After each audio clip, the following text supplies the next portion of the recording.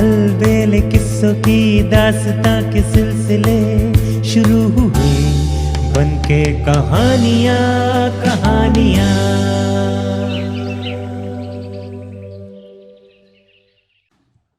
आइए सुनते हैं आज की कहानी, कौन बड़ा पापी। इस बार भी विक्रम ने जल्दी ही बेताल को अपने वश में करके पीठ पर लादा और चल दिया साधु के पास। बेताल ने विक्रम को फिर से चुप रहने की शर्त पर कथा सुनानी शुरू की। भोगवक्त नगर के राजा को एक साधु ने उसकी सेवा सत्कार से प्रसन्न होकर एक तोता दिया था। चूड़ामणि नामक ये तोता बहुत ही अनोखा था। वो भूत भविष्य की जानकारी रखता था।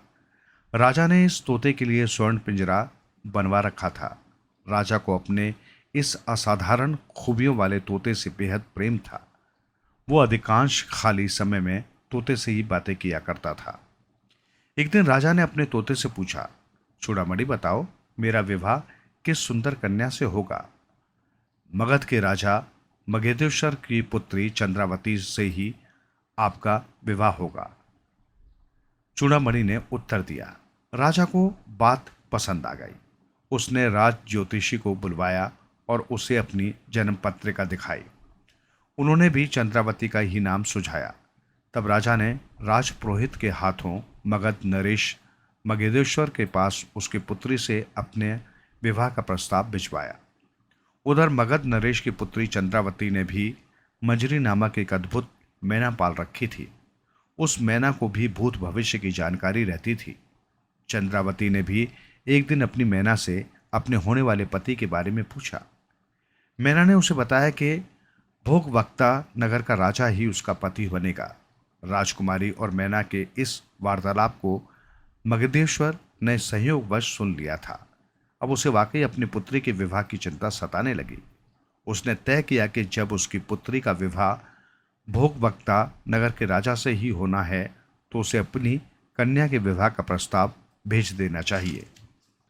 अभी मगधेश्वर सोच ही रहा था कि अपने ब्राह्मण के हाथों विवाह प्रस्ताव भेजे कि सूचना मिली, भोगवक्ता के राजा का पुरोहित आया है और मगधेश्वर से मिलना चाहता है। राजा ने उस ब्राह्मण को राजदरबार में बुलवा लिया।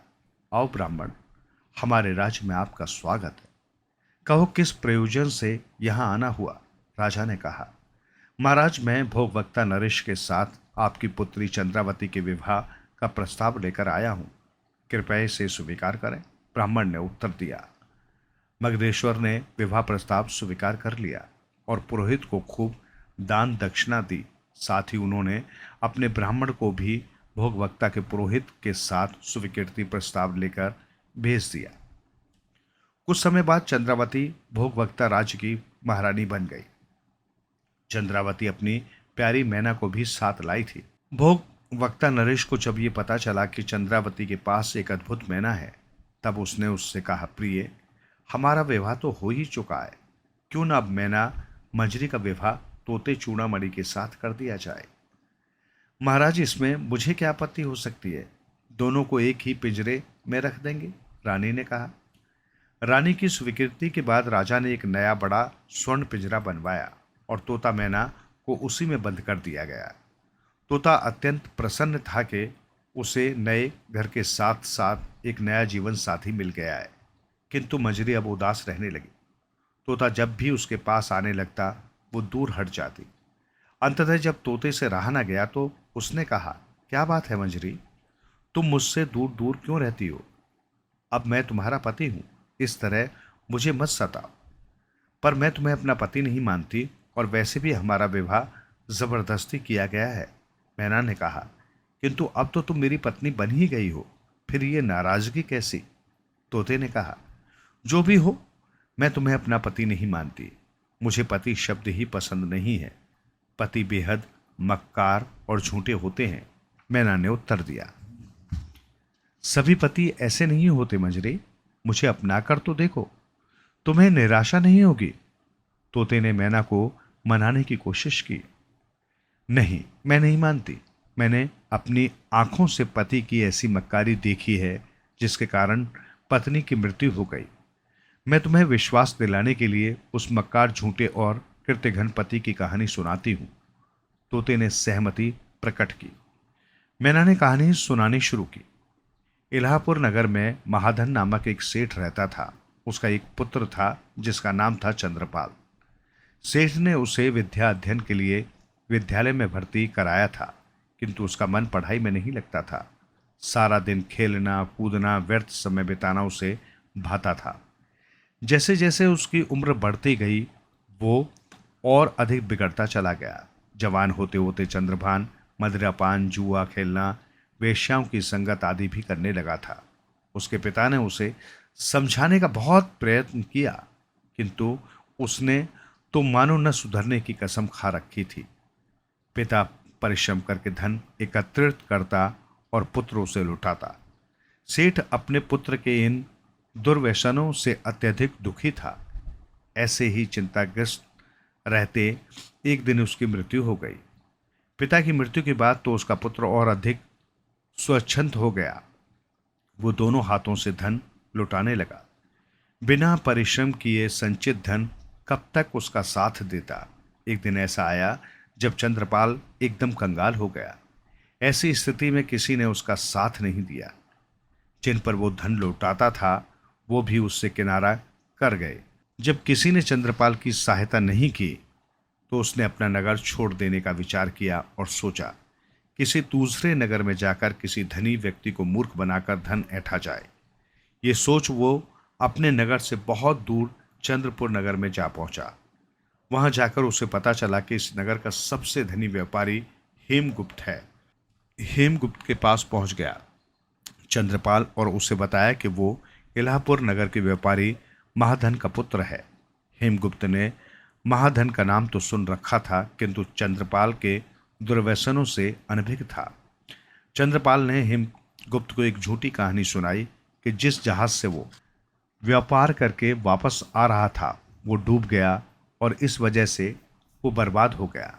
अब उसके पास व्यापार करने के लिए धन नहीं है। हेमगुप्त ने उसकी बात पर विश्वास कर लिया और कहा, कोई बात नहीं बेटा, व्यापार में तो ये सब चलता ही रहता है। तुम यहाँ रहकर मेरे साथ व्यापार करो। तुम्हें जितना धन चाहिए मुझसे ले लो, बाद में जब सुविधा हो तब वापस कर देना। ये सुनकर चंद्रपाल के चेहरे पर कुटिल मुस्कान खिल उठी। उसकी योजना सफल हो गई थी। वो हेमगुप्त के यहाँ रहने लगा। हेमगुप्त ने भी उसकी सेवा में कोई कमी न रखी। हेमगुप्त की एक पुत्री थी, रत्नावली। उसने सोचा कि क्यों न अपनी पुत्री का विवाह चंद्रपाल के साथ कर दिया जाए। उसने इस विषय में चंद्रपाल से बात की तो वो राजी हो गया। हेमगुप्त ने दोनों का विवाह कर दिया। चंद्रपाल विवाह के बाद कुछ दिनों तक हेमगुप्त के घर पर रहा। बाद में अपनी योजना के अनुसार उसने हेमगुप्त से कहा, पिताजी, अब मैं आपके यहाँ काफ़ी दिनों तक रह लिया। आपने भी काफ़ी सत्कार किया। अब विवाह के बाद मेरा धर्म है कि मैं आपकी कन्या को अपने घर ले जाऊं। ये तो बहुत ही अच्छी बात है बेटा। तुम कब जाना चाहोगे? हेमगुप्त ने पूछा। आज ही। ठीक है, मैं सारी व्यवस्था कराई देता हूँ, हेमगुप्त ने उत्तर दिया। रत्नावली को दुल्हन की तरह सजाकर डोली में बिठाया गया। हेमगुप्त ने दहेज में ढेर सारी धन दौलत आभूषण आदि चंद्रपाल को दिए। कहा डोली लेकर चल दिए। चंद्रपाल आगे आगे था। काफी दूर तक चलने के बाद जब अंधेरा घिरने लगा तो चंद्रपाल ने अपनी पत्नी से कहा, प्रिय, अब आगे घना जंगल है। इस तरह सज धज कर आगे जाना खतरनाक है। तुम अपने सभी आभूषण उतार कर मुझे दे दो। मैं इन्हें संभाल कर रख देता हूँ और इस डोली को भी वापस भिजवा दो। आगे पैदल ही चलना होगा ताकि कोई डाकू लुटेरा मिल भी जाए तो हमें साधारण आदमी ही समझे। रत्नावली ने वैसा ही किया जैसा चंद्रपाल ने कहा। वे दोनों पैदल ही आगे बढ़ने लगे। कुछ दूर जाकर अवसर देख चंद्रपाल ने अपनी पत्नी पर वार कर दिया, किंतु वो बच गई और जान बचाकर भागने लगी।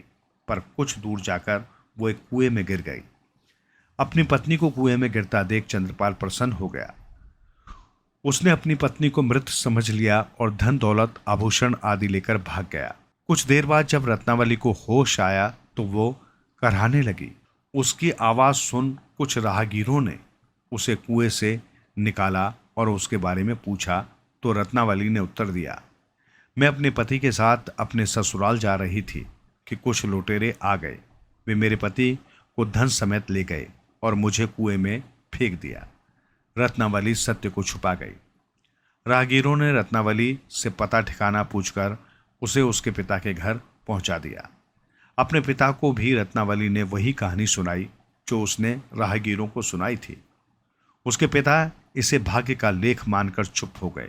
रत्नावली को भी अपने पति की कृतघ्नता पर बहुत दुख था, किंतु फिर भी उसने सत्य बात किसी को नहीं बताई।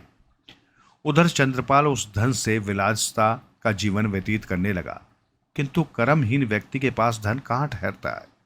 खाली बैठे दोनों हाथ धन लुटाने से तो कुबेर का खजाना भी खाली हो जाए। जब उसका सारा धन लुट गया तो वो पुनः शैतानी तरीके से धन पाने की सोचने लगा। काफी विचार करने के बाद उसे एक उपाय सूझा और वो अपनी ससुराल चंद्रपुर की ओर चल दिया। इस बार उसने सोचा कि वो अपने ससुर हेमगुप्त से कहेगा कि उसकी पुत्री गर्भवती है, तब वो अवश्य अपनी पुत्री के लिए काफी सारा धन दे देगा। वो अपनी ससुराल पहुंचा। दरवाजा खटखटाया तो दरवाजा रत्नावली ने खोला।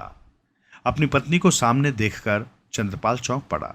उसने सोचा उसकी चोरी पकड़ी गई, इसलिए यहां से भागने में ही भलाई है, किंतु भागने से पहले ही उसकी पत्नी ने उसे रोक लिया और बताया कि उसने अपने पिता को कुछ नहीं बताया है। उसे ये भी समझा दिया कि उसे पिताजी से क्या कहना है।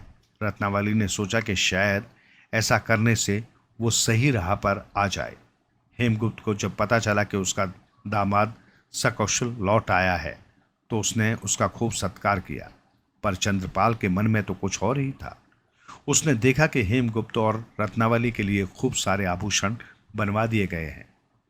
उसके मन का चोर जाग उठा और उसने उसी रात रत्नावली का वध कर दिया और उसके सारे आभूषण लेकर वहां से भाग गया। अब ऐसी स्थिति में पति पर विश्वास करना ही मूर्खता ही होगी। मंजरी मेना ने कहानी समाप्त करते हुए चूड़ामणि से कहा, तुमने सत्य कहा मंजरी, किंतु किसी एक पुरुष की बेवफाई से सभी पुरुषों को बदनाम नहीं किया जा सकता। मैं तुम्हें एक स्त्री की बेवफाई की कथा सुनाता हूं, पर तुम ये मत सोचना कि मैं संपूर्ण स्त्री जाति को बुरा कह रहा हूं। चूड़ामणि ने कहा। तोते ने कथा सुनानी आरंभ की। मैना बड़े ध्यान से सुनने लगी। श्री दत्त व जयश्री का नया नया विवाह हुआ था। वे अभी विवाह सुख भोग भी न पाए थे कि श्री दत्त के पिता का देहांत हो गया। पिता की मृत्यु के बाद व्यापार की सारी जिम्मेदारी श्री दत्त के कंधों पर आ पड़ी। व्यापार के सिलसिले में उसे अचानक कुछ दिनों के लिए शहर से बाहर जाना पड़ा। वो अपनी पत्नी को उसके माता पिता के पास छोड़कर चला गया। अपने पति से कुछ दिन का विछोह भी जयश्री से नहीं सहा गया। वो पड़ोस में रहने वाले एक युवक से प्रेम करने लगी। अपनी एक सखी की मध्यस्थता से वो उस युवक से मिलने लगी। उनका प्रेम इतना प्रगाढ़ हो गया कि रात दिन की सुध भी न रहती। जब समय का बोध होता तो जयश्री अपनी सखी के साथ वापस घर लौट आती। कुछ दिनों बाद जयश्री का पति श्रीदत्त भी वापस लौट आया। ससुराल में जयश्री के माता पिता ने उसका स्वागत सत्कार किया। रात होने पर श्रीदत्त ने सोचा पत्नी से सुख दुख की दो बातें कर ली जाए, पर जयश्री के पास जैसे उसके लिए समय ही नहीं था। श्रीदत्त ने सोचा कि मायके में होने के कारण शायद उसे लज्जा आ रही है, इसलिए उसने किसी प्रकार का हट करना उचित न समझा और सो गया। किंतु जयश्री उसके सोने की ही प्रतीक्षा कर रही थी। उसके सोते ही वो चुपके से अपनी सखी के घर गई और उसके साथ उस युवक के घर की ओर चल दी। जयश्री के शरीर पर उस वक्त कुछ आभूषण भी थे। इन्हीं आभूषणों को लूटने के विचार से एक चोर भी उनके पीछे लग गया। जयश्री अपने प्रेमी के घर पहुंचकर बेधड़क अंदर चली गई, किंतु सर्प के काटने से उस युवक की मृत्यु हो चुकी थी और जयश्री को इस बात का पता न था। वो उस युवक के साथ लेट गई और प्रेम आलिंगन करने लगी। उस युवक के घर के बाहरी वृक्ष पर एक प्रेत रहता था।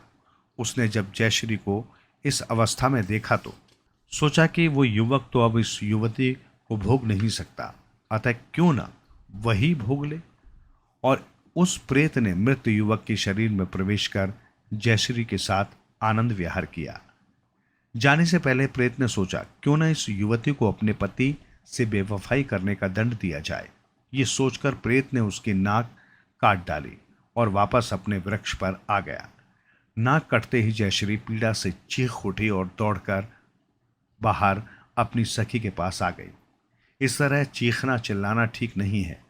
तुम्हें यहाँ किसी ने देख लिया तो चारों ओर बदनामी होगी, सखी ने कहा। किंतु अब मैं क्या करूं? जयश्री ने पूछा। तुम अभी सीधा घर जाकर अपने पति के साथ लेट जाओ। कुछ देर बाद जोर जोर से चिल्लाना कि पति ने तुम्हारी नाक काट ली है। बस यही एक उपाय है बदनामी से बचने का, सखी ने सुझाया। चोर ये सब देख सुन रहा था। उससे जयश्री की इस निर्लज्जता पर बड़ा आश्चर्य हुआ। जब जयश्री अपने घर को चल दी तो वो चोर भी उसके पीछे पीछे हो लिया। घर पहुंचकर जयश्री ने वैसा ही किया जैसा सखी ने समझाया था। शोर सुनकर जयश्री के माता पिता और पड़ोसी भी एकत्रित हो गए। सभी ने श्रीदत्त की इस हरकत की भर्त्सना की। वो बेचारा बार बार यही कहता रहा कि उसने कुछ नहीं किया, किंतु उसकी बात किसी ने न मानी। एक वो चोर ही सच्चाई से अवगत था जो अब भी मूक दर्शक बनकर सब कुछ देख रहा था। श्रीदत्त पर झूठा आरोप लगने का उसे बेहद दुख था। जयश्री के माता पिता ने कोतवाल को सूचना दी। सिपाही श्रीदत्त को बंधक बनाकर ले गए। अगले दिन प्रातः श्रीदत्त को राजा के सामने पेश किया गया। वहां भी जयश्री ने अपने पति के विरुद्ध ही गवाही दी और कहा कि उसी ने उसकी नाक काटी है। राजा ने श्रीदत्त की पत्नी होने के कारण उसके आरोप को स्वीकार कर लिया। श्रीदत्त के बार बार ये कहने पर भी कि उसने कुछ नहीं किया, राजा ने मृत्युदंड का आदेश दे दिया। वो चोर उत्सुकतावश इस सारे घटना चक्र के परिणाम को देखने के लिए दरबार में भी उपस्थित था। जब उसने देखा कि राजा ने एक निर्दोष को मृत्युदंड दे दिया है तो उससे रहा न गया। उसने राजा के सामने दुहाई दी, महाराज, आप इस नगर के राजा हैं, आपसे न्याय की आशा की जाती है, किंतु आज आप यह अन्याय कर रहे हैं। महाराज, ये युवक श्रीदत्त बिल्कुल निर्दोष है। मैं कुछ कहना चाहता हूं, मुझे अवसर दें। तुम कौन हो और इसे निर्दोष कैसे बता रहे हो? जो कुछ कहना चाहते हो कहो, पर याद रहे तुम्हारी बात असत्य हुई तो तुम्हें भी दंड दिया जाएगा, राजा ने कहा। महाराज, मैं अपनी बात प्रमाण के साथ कहूंगा। कहो, तुम्हारी पूरी बात सुनी जाएगी। महाराज, मैं एक चोर हूं और कल रात जब चोरी करने निकला तो इस युवती को अपनी सखी के साथ कहीं जाते देखा। चूंकि इसके शरीर पर कीमती आभूषण थे, अतः इसे लूटने के विचार से मैं इसके पीछे चल दिया। कुछ दूर चलने पर ये एक युवक के घर में चली गई। वो युवक सर्पदंश के कारण मर चुका था, किंतु शायद इसे उसकी मृत्यु का पता नहीं था। ये उस मृत युवक के साथ प्रेम आलिंगन करने लगी। पास ही वृक्ष पर बैठे प्रेत ने जब ये देखा तो वो उस मृत युवक के शरीर में प्रवेश कर गया। उसने इस युवती के साथ प्रेमलाप किया। तत्पश्चात इसकी नाक काट कर चला गया। बाहर आकर इसने अपनी सखी को बताया तो उसने इसे अपने पति पर आरोप लगाने की सलाह दी। महाराज, उस मृत युवक के मुंह में अब भी इस युवती की नाक का टुकड़ा पड़ा हुआ है। चूंकि वो युवक अकेला रहता था, इसलिए आप उसके घर में उसका शव मंगवा कर जांच कर सकते हैं। चोर ने अपनी बात पूरी की। चोर की बात सुनकर सारे दरबार में सन्नाटा छा गया। जयश्री तो पसीने पसीने हो गई। राजा ने अपने कुछ सैनिकों को भेजकर चोर द्वारा बताए पते से शव मंगवा लिया। शव आने पर उसकी जांच की गई तो उसके मुंह में जयश्री की नाक का टुकड़ा पड़ा था। राजवैद्य ने उस युवक की सर्प के काटने से मृत्यु होने की पुष्टि की। सच्चाई सामने आने पर राजा को अपना फैसला बदलने पर विवश होना पड़ा। उन्होंने श्रीदत्त को आरोप मुक्त कर दिया और चोर को न्याय में सहायता करने के लिए उचित इनाम दिया गया। जयश्री की सखी को षड्यंत्र रचने के आरोप में बंदी बनाकर कारागार में डाल दिया गया, लेकिन जयश्री को कोई दंड नहीं दिया। इसके लिए तो यही सबसे बड़ा दंड था कि वो अपनी कटी हुई नाक के साथ समाज में रहे और बदनामी भरा जीवन व्यतीत करे। चूड़ामणि तोते ने अपनी कथा समाप्त की और मैना से कहा, देखा मंजरी, एक पत्नी ने किस तरह अपने पति के साथ बेवफाई की। मैना ने कोई उत्तर नहीं दिया। बेताल ने कहा, विक्रम, मेरी कथा तो यही समाप्त हुई। चूड़ामणि ने जो कथा सुनाई थी उसमें राजा ने न्याय तो कर दिया। यदि चोर गवाही न देता तो अवश्य श्रीदत्त को मृत्युदंड मिलता। तुम ये बताओ कि किसका पाप अधिक बड़ा होता, राजा द्वारा गलत न्याय करने का या जो कुछ जयश्री ने किया उसका? बेताल, निश्चय ही जयश्री का पाप बड़ा है। राजा का तो कार्य ही न्याय करना है। राजा घटना का प्रत्यक्षदर्शी नहीं होता, वो तो साक्ष्य और तथ्यों के आधार पर न्याय करता है। ऐसी स्थिति में कोई राजा के सामने असंगत तथ्य पेश करके असत्य न्याय करवा दे तो इसमें राजा पापी नहीं हो जाता। विक्रम, मुझे ज्ञात था तुम सटीक उत्तर दोगे। चूंकि तुम बोल पड़े हो इसलिए मैं जा रहा हूं, मेरे पीछे मत आना, तुम मुझे पकड़ नहीं पाओगे। बेताल वापस शमशान की ओर उड़ चला। विक्रम पुनः उसे पकड़ने के लिए उसके पीछे चल दिया।